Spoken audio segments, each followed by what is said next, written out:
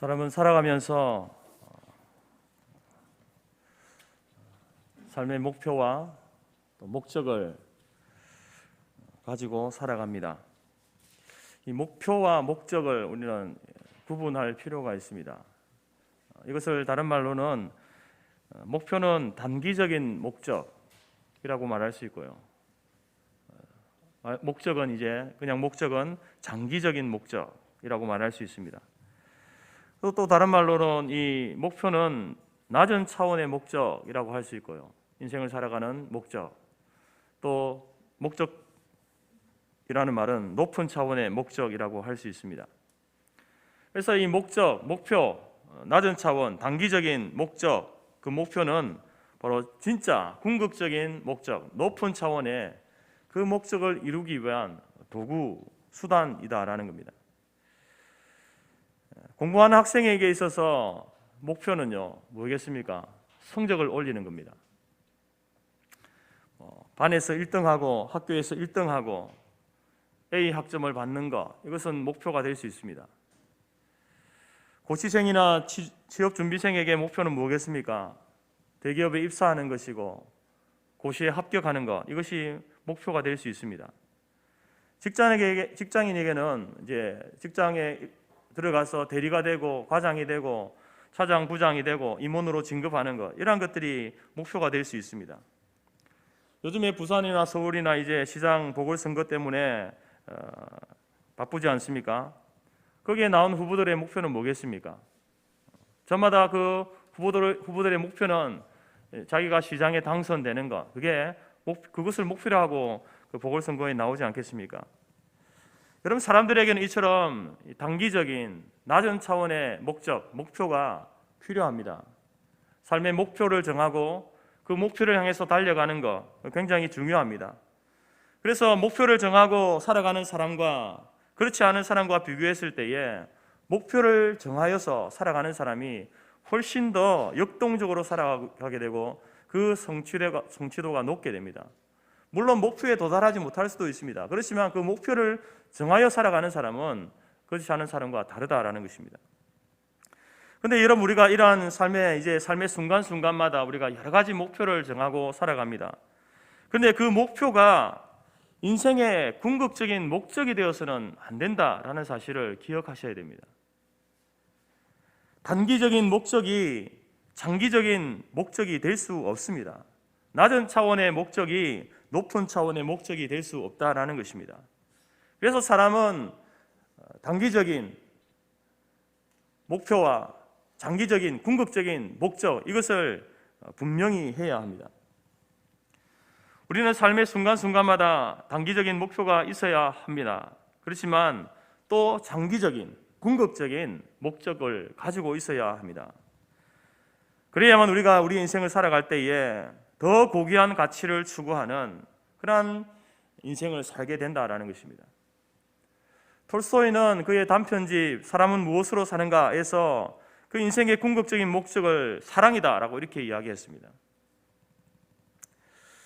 여러분, 그러면은 성도로서, 그리스도인으로서 우리가 우리의 인생을 살아갈 때에 우리의 궁극적인 목적은 무엇이 되어야 하겠습니까?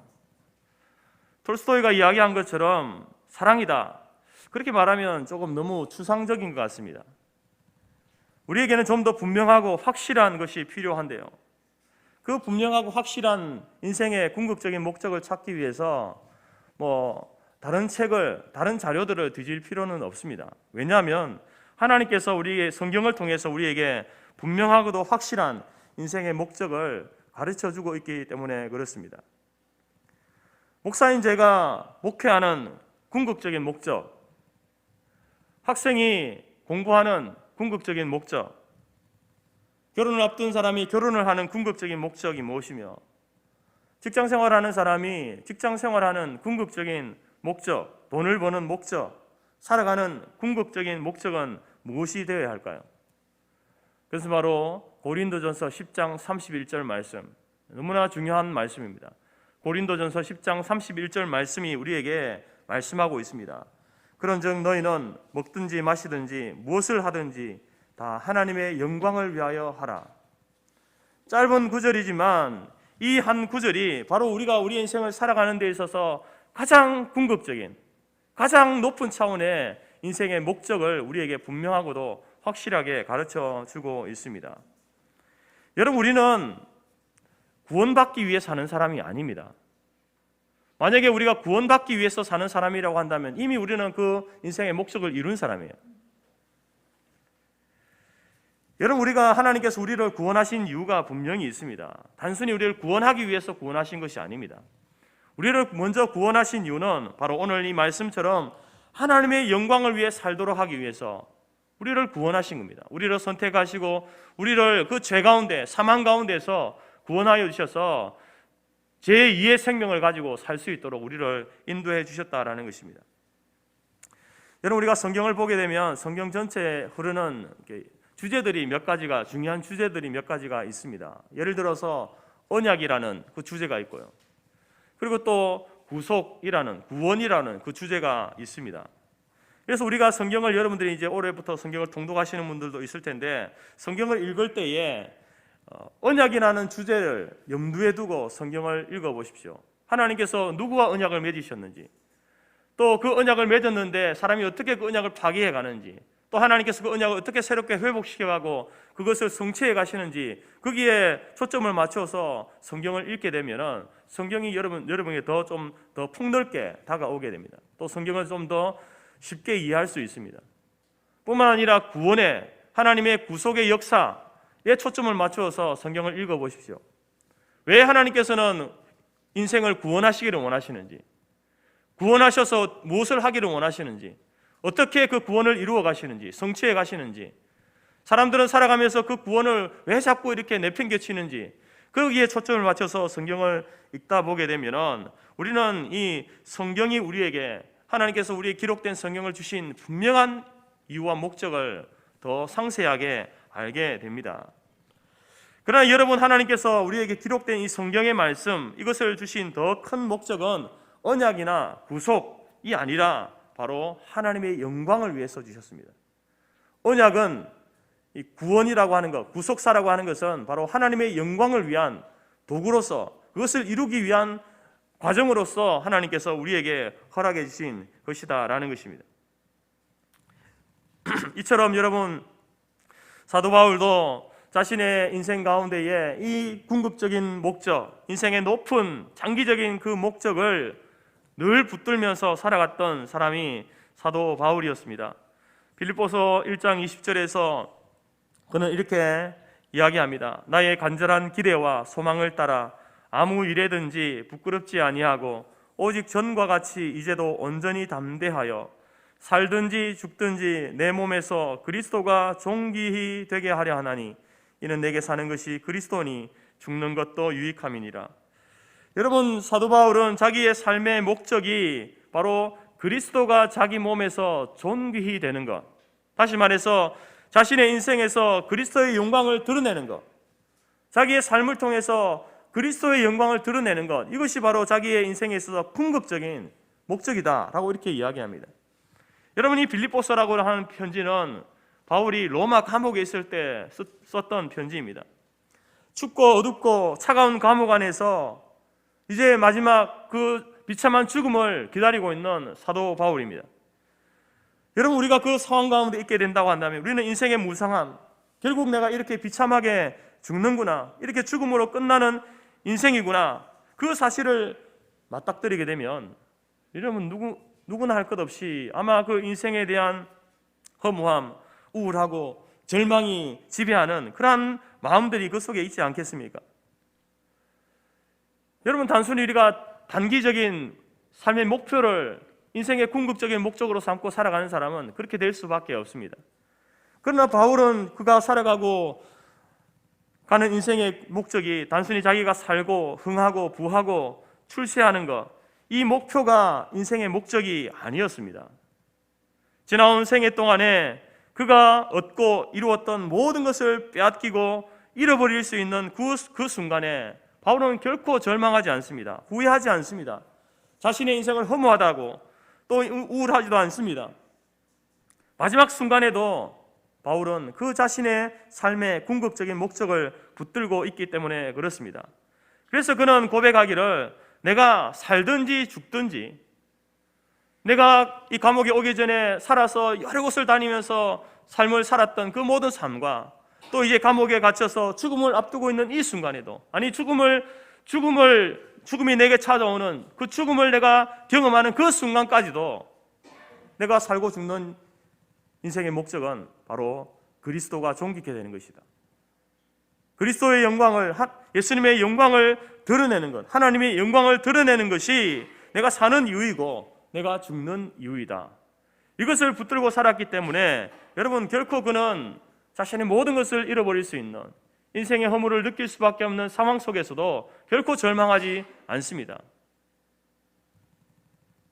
이처럼 우리도 우리의 인생을 살아가면서 인생의 장기적이고 고차원적인 목적을 소유해야 합니다. 그렇지 않으면 우리가 인생의 작은 목표들을 성취한 후에 찾아오는 그 인생의 허무함을 견딜 수 없는 겁니다. 여러분, 이 궁극적인 인생의 목적을 소유하지 못한 사람들은, 그 사람들 가운데 우리보다 학식이 뛰어난 사람들이 얼마나 많이 있습니까? 우리보다 더 많은 것을 가진 사람들이 얼마나 많이 있습니까? 그런데 그 인생의 궁극적인 목적을 찾지 못했기 때문에 그 인생의 무의미함으로 인하여서 고통하고, 또 단기적인 목표를 성취한 후에 찾아오는 그 허물을 견딜 수 없어하고, 또 작은 고난이 찾아와도 쉽게 무너지고 좌절하게 되는 그런 모습들을 보게 됩니다. 또 더 나아가서 작은 목표를 성취한 그 사람이 사람들 앞에서 교만함을 나타내고, 또 그에 주어진 그가 가진 것, 그가 이룬 것으로 인하여서 쉽게 방탕하는 삶을 살고 유혹에 무너지는 그러한 모습들을 보게 됩니다. 그래서 결국은 이러한 길을 가다가 우울증과 삶의 의욕을 상실하고 극단적인 선택을 하는 그러한 경우들이 허다한 것을 보게 되는 것입니다. 오늘 우리 예배 참석한 모든 성도교회 성도들은 낮은 단계의 목표를 위해 사는 사람들이 아니라 인생을 창조하신 하나님께서 우리에게 알려주신 높은 단계의 인생의 목적을 설정하고 그 인생의 궁극적인 목적을 위해 살아가는 복된 인생들이 되시기를 주님의 이름으로 권면합니다. 여러분이 이루어가고 있는 삶의 작은 목표들, 낮은 단계의 그 목적들은 모두가 높은 단계의 목적을 위한 도구다라는 사실을 잊지 마시기 바랍니다. 내가 살아가고, 내가 공부하고, 내가 결혼하고, 내가 직장 생활하고, 내가 사업을 하고, 내가 연구를 하고, 그것을 통해서 이루어진 작은 성취들, 목표를 이루는 그것들은 단순히 그 자체가 목적이 아니라 바로 하나님의 궁극적인 목적, 하나님의 영광을 위해 사는, 하나님을 영화롭게 하는 그 삶을 위한 도구다, 수단이다라는 사실을 잊지 말고 여러분 인생의 참된 목적을 바로 하나님의 영광을 위한 그 삶으로 설정하고 또 그 길을 향해 달려가는 저와 여러분들이 될 수 있기를 간절히 바랍니다. 오늘 시편 50편 이 말씀은 바로 우리 인생의 참된 목적을 위해 살아가는 성도들에게 중요한 가르침을 주고 있습니다. 오늘 이 시편의 표제어를 보게 되면 아삽의 시 이렇게 기록되어 있습니다. 아삽이라고 하는 사람은 구약 시대에 제사 때에 찬양을 전담하던 사람이었습니다. 오늘날 우리 교회로 치면은 성가대장, 성가주의자 혹은 찬양을 담당하는 목회자의 위치에 있는 사람이라고 말할 수 있습니다. 오늘 아삽은 이 시를 통해서 하나님을 영화롭게 하는 삶으로 예배를 강조하고 있습니다. 하나님을 영화롭게 하는 삶, 무엇이 하나님을 영화롭게 하는 삶인가? 그 가운데 여러 분야들이 있지만 그 가운데서도 예배 이것을 강조하여 이야기합니다. 여러분, 우리들이 드리는 예배는 크게 두 종류로 나누어집니다. 하나는 이처럼 이제 예배당에 나와서 예배의 순서를 따라서 의식을 따라서 드리는 의식으로서의 예배, 이 예배가 있고요. 또 하나는 이제 이 예배를 마치고 교회당 문을 나서서 여러분들이 이제 일주일 한 주간의 삶을 살면서 드리는 삶으로의 예배가 있습니다. 의식으로서의 예배와 삶으로서의 예배, 이 두 예배가 있는데 이 두 예배는 모두가 중요합니다. 어느 것이 더 중요한지 덜 중요한지 나눌 수가 없다라는 것입니다. 하지만 그 순서에 있어서 질서에 있어서는 의식으로서 드리는 예배, 예배당에 나와서 예배의 순서를 따라서 드리는 이 예배가 먼저입니다. 그리고 나서 여러분 이제 삶으로 예배가 시작되어지는 것입니다. 그러나 범위에 있어서는 좁은 의미의 예배는 바로 이곳에 예배당에 나와서 드리는 예배가 좁은 의미의 예배입니다. 더 넓은 의미의 예배는 바로 여러분들이 이제 이 예배를 마치고 한 주간의 삶을 살아가는 삶으로 드리는 그 예배가 더 넓은 의미의 예배가 된다라는 것입니다.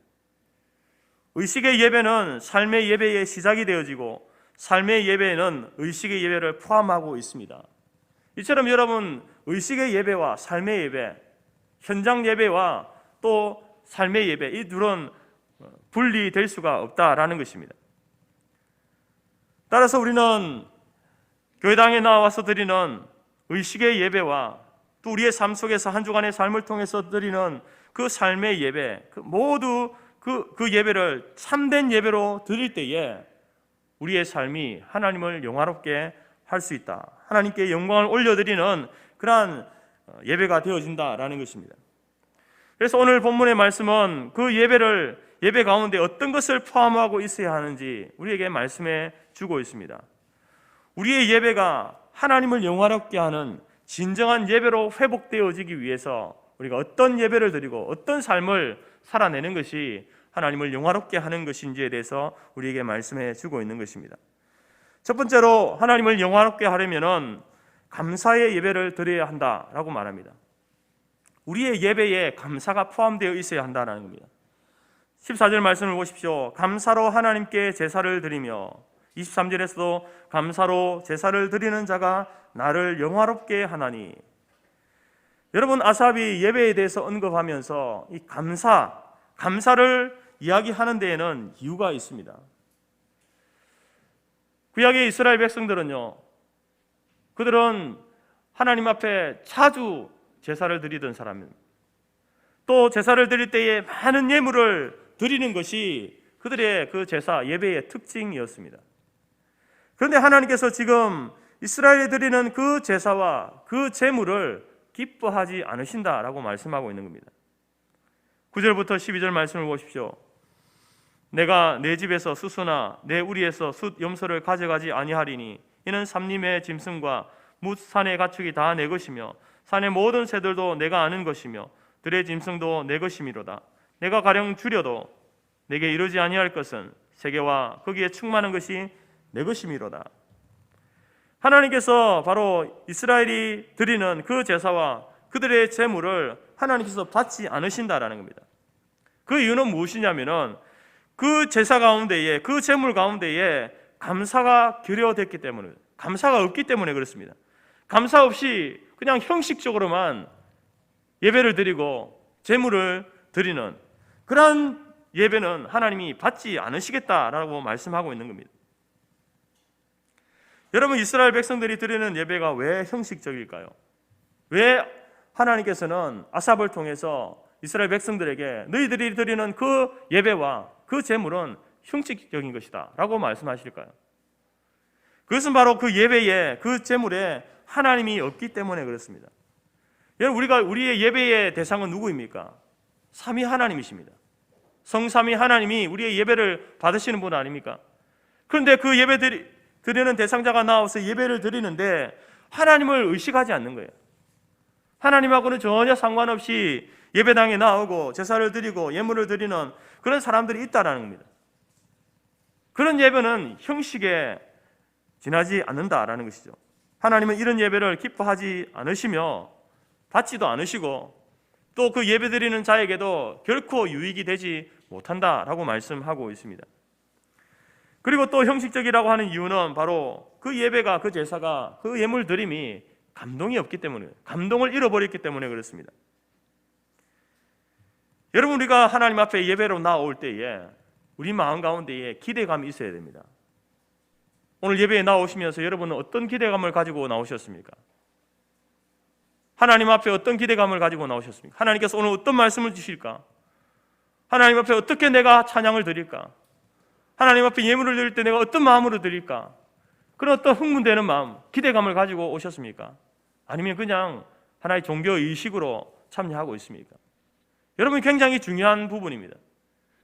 그래서 여러분, 우리의 예배는 교회당 문을 들어서면서 예배가 시작되는 것이 아니라 이미 여러분, 우리가 토요일 그 주일 전날부터 예배를 준비하는 그 순간부터 우리의 예배는 시작되어진 것입니다. 그런 기대감을 가지고 준비하고, 기도로 준비하고, 예물을 준비하고, 말씀을 준비하고 하는 그러한 것을 통해서 우리의 예배가 시작되어지는 것이죠. 이처럼 여러분, 우리는 이 예배라고 하는 것은 하나님의 영광스러운 임재 앞으로 나아가는 것입니다. 구약의 성전이 바로 하나님의 임재를 상징적으로 보여주는 그러한 건축물 아니었습니까? 오늘 이 시대에는 바로 예배당이 그렇습니다. 우리가 예배당을 지어놓고 이곳에서 특별히 이 장소를 구비하여서 예배드리는 이유가 무엇입니까? 우리 공동체가 모여서 예배드릴 때에 그 예배 가운데에 성삼위 하나님께서 임재하시는 그러한 시간, 그러한 장소로서 바로 주일 11시 이곳에서 예배를 드리고 있는 겁니다. 그런 영광스러운 임재가 있는 그 예배 가운데 나오면서 아무런 기대도 없이 나온다. 그것은 바로 우리의 예배가 형식적이 되고 있다라는 것을 반증해 주는 것입니다. 그래서 여러분, 우리가 예배에 나오면서도 아무런 기대감이 없기 때문에 예배의 시간에 늦는 것을 아무렇지 않게 생각합니다. 예배 드리는 것을 오히려 지루해하면서 일부러 시간을 지키지 않는 사람도 있습니다. 예배 시간 내내 졸고 찬송을 따라 부르지 않고, 대표자가 나와서 기도할 때에 함께 기도하는 것이 아니라 우리의 대표로서 기도하는 것 아닙니까? 대표로서 하나님 앞 기도하는데 여러분도 같이 기도하는 것입니다. 그런데 그 기도의 내용을 들으면서 판단하고 잘하는지 못하는지 틀린 내용은 없는지 그런 것이나 살피고 있다고 한다면 그것이 무슨 하나님 앞에 드려지는 예배가 되겠습니까? 찬송을 부를 때에도 찬송을 부르는지 불러주는지 알 수도 없는 그러한 목소리로 찬송을 한다고 한다면 그 사람은 결코 하나님의 임재를 의식하지 않고 형식적으로 예배드리는 사람에 불과한 것입니다. 또한 여러분, 이 예배라고 하는 것은요, 예배의 그 순서들, 우리가 예배를 드릴 때 순서들이 있지 않습니까? 그 순서들은 바로 하나님과의 어떤 영적인 교통을 갖는 그러한 순서들입니다. 그래서 그 순서들을 보게 되면 하나님께서 우리에게 말씀을 해주시고, 하나님 우리에게 말씀을 해주시면 우리가 그 회중으로서 그 말씀에 대해서 반응을 하는 것이죠. 예를 들어서 설교 가운데에 설교자를 통해서 하나님께서 말씀을 하십니다. 사랑하십시오. 사랑해야 됩니다. 말씀을 하면 회중은 어떻게 반응해야 되겠습니까? 아, 하나님께서 우리에게 사랑하라고 하시는구나. 그리고 우리는 아멘이라고 반응을 하는 것입니다. 예배 중에 아멘이라고 하는 것이 이상한 것이 아니라 하나님께서 지금 내게 그 말씀을 주신다 라고 생각되어지면 우리가 아멘으로 반응하는 것이 마땅하다는 것이죠. 교동문에서도 여러분, 우리가 회중, 사회자가 읽고 회중이 읽고 이렇게 왔다 갔다 하지 않습니까? 그게 단순히 인도자가 다 읽어도 되는데, 회중이 다 읽어도 되는데, 다 읽으면 목이 아프니까 나눠서 읽자, 그런 의미가 아닙니다. 사회자가 읽는 것은 하나님께서 우리에게 말씀하시는 것이고, 회중들이 읽는 것은 회중으로서 하나님 앞에 다시 올려드리는 것입니다. 우리가 회개의 기도를 할 때에도 하나님 앞에 회개의 기도를 드리지 않습니까? 사죄의 기도를 드립니다. 그리고 나서 그 기도 끝난 이후에 제가 성경 말씀을 읽죠. 그 의미가 무엇입니까? 하나님 앞에 기도를 하고 나면 그 기도한 것에 대해서 말씀을 통해서 사죄에 대한 확신을 주시는 거예요. 그 확신을 갖는 거죠. 이렇게 여러분, 예배의 순서들은 그 순서마다 하나님이 우리에게 말씀하시는 순서가 있고 회중으로서 우리가 반응하는 그런 형식을 갖고 있다라는 것입니다. 그래서 우리가 예배를 드릴 때에 그 순서가 그것이 하나님이 내게 말씀하시는 것인지 우리가 하나님 앞에 올려드리는 것인지를 잘 알고 예배를 드려야 하는 것입니다. 그럴 때에 하나님과 우리가 회중들이 서로 교통하는 그러한 예배가 되어지고 그렇게 의식하면서 예배드리는 그것을 하나님께서 기뻐 받으신다라는 것입니다. 만약 우리가 예배자라는 사실을 망각하고 하나님의 임재를 의식하지 못하고 또 예배 가운데에 그 교통함이 상실되어진 그러한 모습으로 드린다고 한다면 하나님은 결코 우리의 예배를 받지 않으십니다. 그래서 이러한 형식적인 예배를 타파하는 제일 첫 번째 자세는 뭐냐? 그것이 바로 감사다는 거예요. 감사. 우리를 선택하시고 구원하심에 대한 감사, 나를 자녀 삼으시고 제자 삼으심에 대한 감사, 나를 지키시고 돌보시고 먹이시고 입히심에 대한 이 감사, 이 감사의 마음으로 예배 가운데 나와야 한다라는 것입니다. 14절에 감사로 하나님께 제사를 드린다라고 할 때 이 감사는요, 고백, 찬양이라는 의미도 포함하고 있습니다. 그러니까 우리의 기도도 하나님 앞에 감사의 기도가 되어야 합니다. 우리가 예물을 드렸지만 예물을 드림도 그 속에 단순히 물질만 드리는 것이 아니라 감사를 드려야, 감사. 하나님 앞에 감사의 마음을 드려야 합니다. 우리의 찬송도 그 속에 감사를 담고 있어야 한다라는 것입니다. 하나님께서 우리에게 예배와 예물을 드리라고 한 이유는 무엇입니까? 하나님께서는 바로 우리의 고백과 우리의 감사와 찬양을 받으시기 위해서 우리에게 제사를 드리고 예배를 드리고 예물을 드리라고 말씀을 하시는 것입니다. 이스라엘 백성이 스스로는 아무것도 얻을 수 없는 존재임을 인정하고 하나님이 주권적으로 주신 은혜에 감사하는 마음을 가지고 하나님의 선하심을 높이는 것, 그 마음이, 그 중심이 우리 가운데 있어져야 한다라는 것입니다. 사랑하는 성도 여러분, 하나님을 영화롭게 하는 사람은 어떤 사람입니까? 감사로 예배드리는 사람입니다. 감사로 바치는 사람입니다. 감사하는 마음으로 살아가는 사람입니다. 오늘 저와 여러분의 예배 가운데에 의식의 예배이든지 삶의 예배이든지 그 가운데 감사의 예배가 되어져서 하나님을 영원롭게 하는 참된 목적을 향해 나아가는 우리 모든 성도들이 되시기를 권면드립니다. 두 번째로 하나님을 영화롭게 하려면은 고난 중에 기도해야 한다라고 말씀합니다. 15절 말씀을 보십시오. 환난 날에 나를 부르라. 내가 너를 건지리니 네가 나를 영화롭게 하리로다.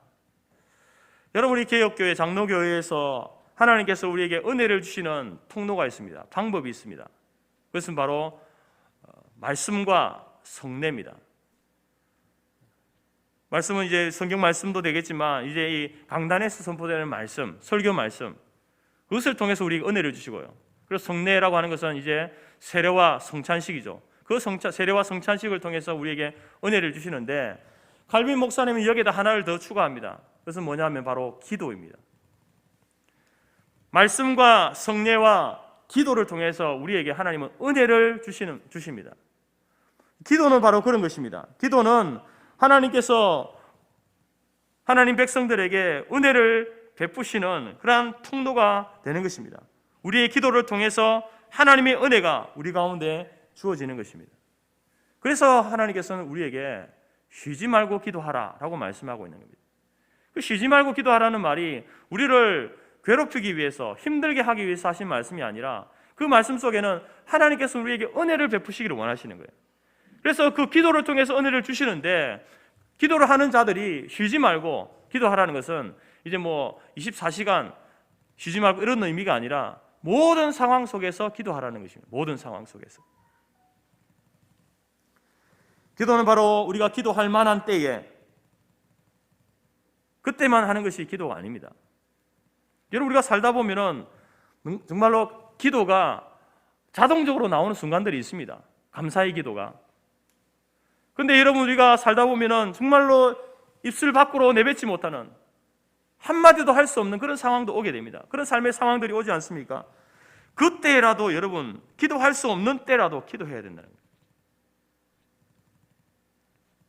여러분, 우리가 지금 밖을 나가서 거리에서 만나는 사람들에게 물어보면은 누구든지 한 가지 이상의 근심거리가 다 있지 않습니까? 아무리 겉으로 멀쩡하고 높은 위치에 있는 사람이라 할지라도 근심거리가 있습니다. 우리가 알지 못하는 그가 겪는 고난, 환난의 문제, 어려운 문제가 있습니다. 이처럼 환난이라고 하는 것은 모든 사람에게 찾아오는 불청객 같은 것입니다. 그런데 이러한 불청객이 찾아올 때에 사람들의 반응은 제각각이죠. 다릅니다. 어떤 사람은 환난이 오면요, 평안할 때는 하나님을 잘 믿는 것 같은데 환난이 오면 하나님을 떠나는 자들이 있습니다.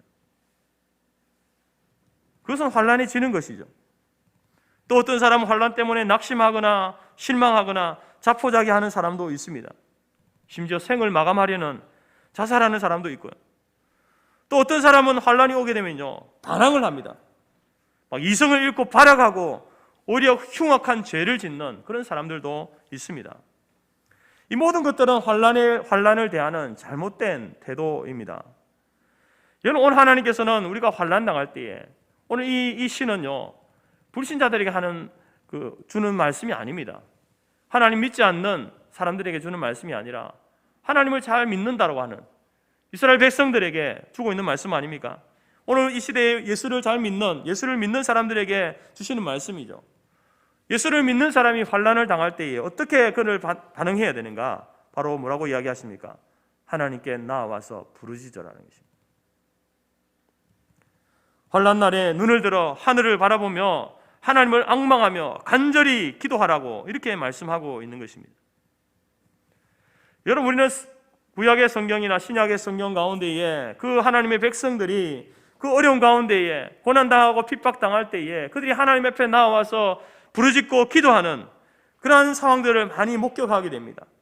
그리고 기도할 때에, 부르짖을 때에 하나님께서 만나주시고 건져주시고 구원자를 보내어주시고 정치적으로 경제적으로 사회적인 모든 압박에서 해방시켜주시는 그러한 많은 역사들을 우리는 보게 됩니다. 그 옛날처럼 지금도 동일합니다. 하나님의 역사는 동일합니다. 하나님의 백성들이, 믿는 성도들이 환난 가운데 하나님 앞에 부르짖게 되어지면 하나님은 반드시 응답하시는 분이십니다. 그 기도를 통하여서, 부르짖음을 통해서 하나님께서 은혜를 우리에게 공급하신다라는 것입니다.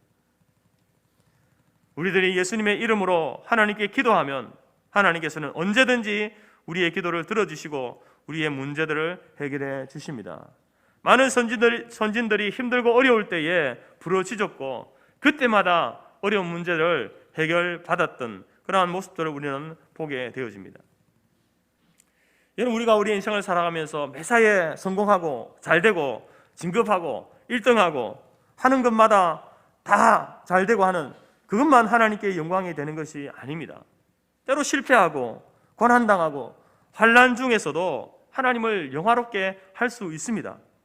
바로 그때에 기도하는 사람, 기도할 때에 하나님을 영화롭게 하는 일이 된다라는 것입니다. 여러분, 지금 여러분 가운데에 어려운 일을, 힘든 일을 만났습니까? 힘든 일을 겪고 있습니까? 육체의 고난 중에 있습니까? 말로 다 할 수 없는 환난이 여러분을 찾아왔습니까? 여러분이 정말로 참된 성도라고 한다면, 하나님을 믿는 자라고 한다면 그 상황 속에서 기도하시기 바랍니다. 하나님을 바라보며 간절히 부르짖으시기 바랍니다. 하나님께서 하나님을 영광을 위해서 여러분을 구원의 길로 인도해 주실 것입니다. 이렇게 우리가 환난 중에 기도할 때에 하나님은 하나님의 영광을 위해서 우리를 구원의 길로 인도해 주시고 그 구원을 받은 자들이 다시 하나님께 영광을 돌려드리는 그러한 길들을 하나님께서 우리에게 문들을 열어주신다라는 겁니다. 여러분, 우리는 언제 어디서든지 고난을 만날 수 있고 환난을 당할 수 있습니다. 고난이 찾아올 때에, 환난이 올 때에 절망하지 마시고 포기하지 마시고 우리를 사랑하시고 끝까지 지켜주시는 그 하나님 앞에 간절히 부르짖는, 그래서 하나님을 영화롭게 하는 저와 여러분의 삶이 되어지기를 간절히 바랍니다. 세 번째로, 하나님을 영화롭게 하는 삶을 살기 위해서는 말씀에 근거한 삶을 살아야 합니다. 20절 말씀을 보십시오. 그의 행위를 옳게 하는 자에게 내가 하나님의 구원을 보이리라. 여러분, 아삽은 이제 그 이스라엘 백성들의 그 행위를 옳게 해야 된다, 도덕적이고 윤리적인 삶을 살아야 된다, 이 말씀을 하고 있는 겁니다. 이 말씀을 이해하기 위해서는 앞에 본문을 우리가 봐야 되는데요, 17절부터 보게 되면 그 이스라엘의 문제에 대해서 이렇게 지적합니다. 네가 교훈을 미워하고 내 말을 내 뒤로 던지며, 이 말씀은 이제 하나님의 말씀, 이 당시에는 이제 모세 오경의 말씀 아니겠습니까? 구약의 말씀, 하나님의 말씀, 성경, 하나님의 말씀을 미워하고 뒤로 던진다. 도둑을 보고 그와 연합하고 가난을 많은 사람과 동료가 되고 내 입을 악에게 내어주고 혀로 거짓을 꾸미고 앉아서 형제를 공박하며 어머니의 아들을 비방하는, 여러분, 이 말씀만 보면은 사실 이러한 행위들을 하는 사람들이 하나님들 알지도 못하고 믿지도 않는 정말 도덕적으로 악한 사람들, 그런 어떤 계륜적인 사람으로 보여지는데 오늘 시인은 바로 이런 사람이 누구냐? 이스라엘 백성이다라고 이야기합니다. 하나님을 믿는 사람이라고 이야기합니다. 이스라엘 백성들이 지금 하나님의 말씀을 뒤로 던지고 도둑들과 친구가 되고 가늠하는 사람들과 한 통속이 된다라는 것입니다. 자신의 재산을 부풀리는 일이라면 무슨 일이라도 버리고 자기 욕망을 채우는 일이라면 무슨 일이든지 서슴지 않고 행하는 그러한 삶의 모습이 있다라는 것입니다. 왜 이런 삶을 살까요? 자기 입술로는 하나님 말씀을 읊어대고 예배 가운데 나아오고 하나님 앞에 제물을 드리는 이런 모습을 보이면서 왜 이런 삶을 살까요? 17절에서 그것을 이야기합니다. 네가 교훈을 미워하고 내 말을 뒤로 던진다. 하나님의 말씀을 뒤로 던져버린다는, 소중하게 생각하지 않는다는 겁니다. 그 하나님 말씀에는 관심이 없다는 겁니다. 여러분, 오늘날도 보면 신앙생활을 하면서 교회에서 다른 활동은 열심히 하는데 하나님 말씀에 대해서는 별로 관심이 없는 사람들이 많습니다.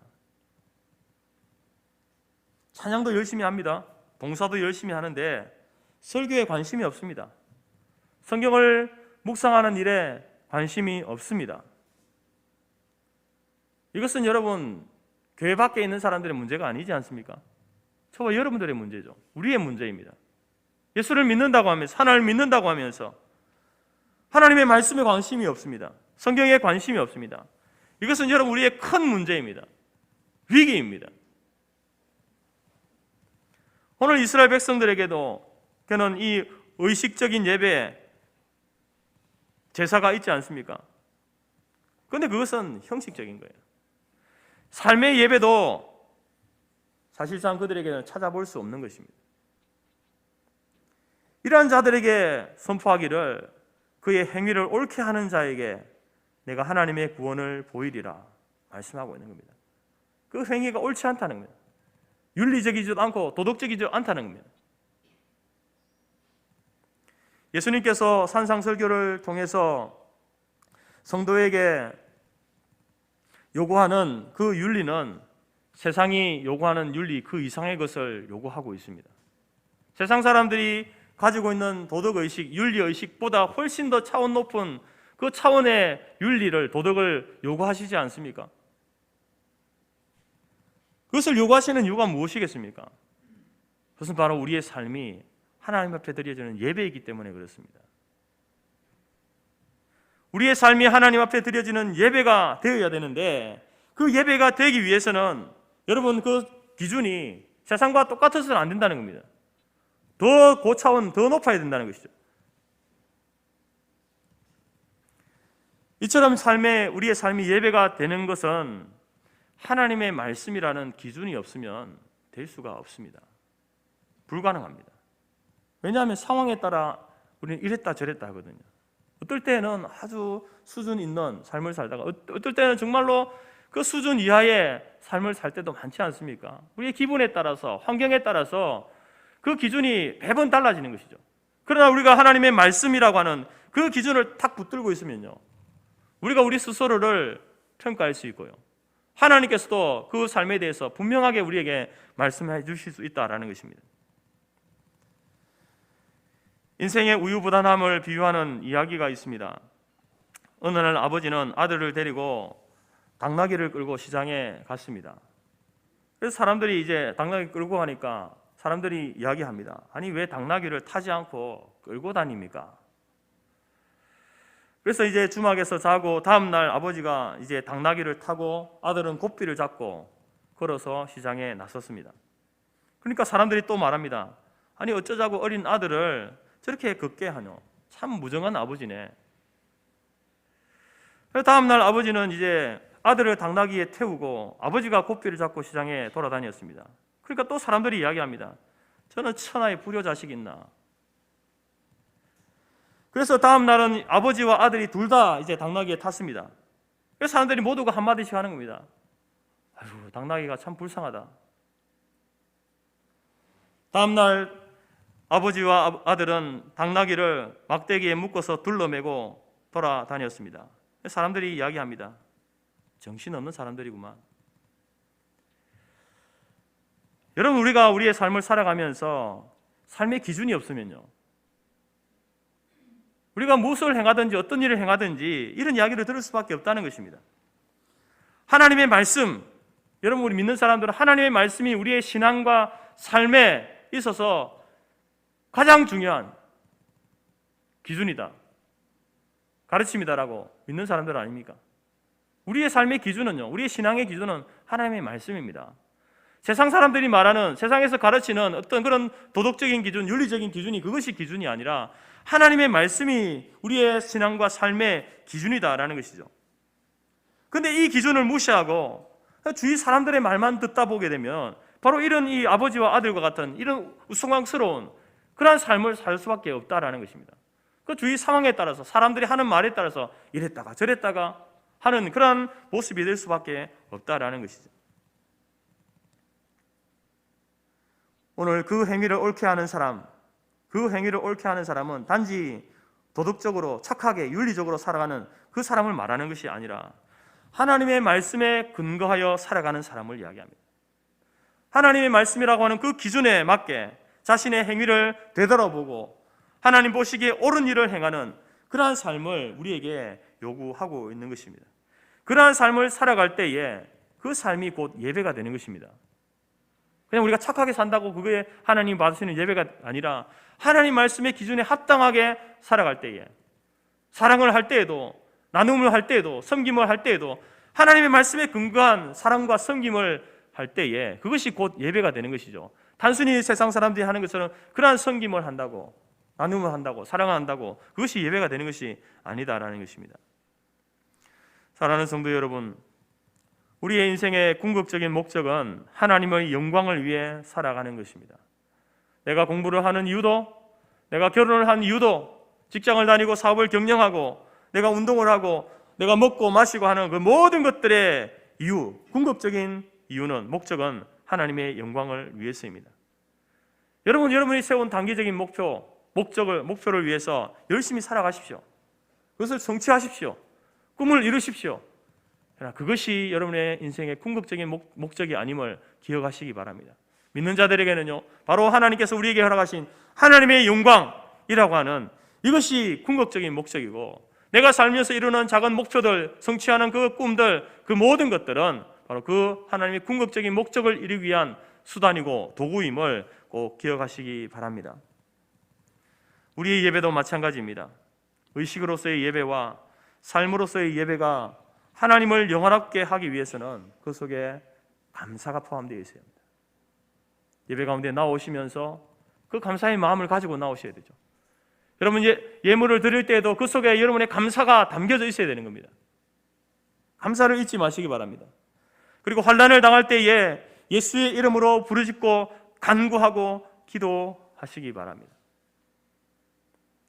또 여러분의 삶의 행위를 옳게 함으로, 하나님의 기준에 맞게 옳게 함으로 하나님이 받으시는 삶의 예배를 드릴 수 있기를 간절히 바랍니다. 이처럼 우리의 예배가, 여러분의 삶이 하나님을 영화롭게 하는 삶을 살게 되어지는 것, 그것은 하나님께서 우리에게 원하시는 일이고, 또 우리가 예배를 드리면서 삶을 살아가면서 우리가 바라보아야 될 궁극적인 삶의 목적인 것을 기억하시고, 여러분 이 한 주간의 삶을 살아갈 때에도 내가 먹고 마시고 일하고 살아가는 모든 그 삶의 과정들을 통해서 하나님을 영화롭게 하는, 하나님께 영광을 돌려드리는 그러한 삶을 살겠습니다. 마음에 다짐하고 그 믿음의 길을 걸어갈 수 있는 우리 모두가 되시기를 주님의 이름으로 축복합니다.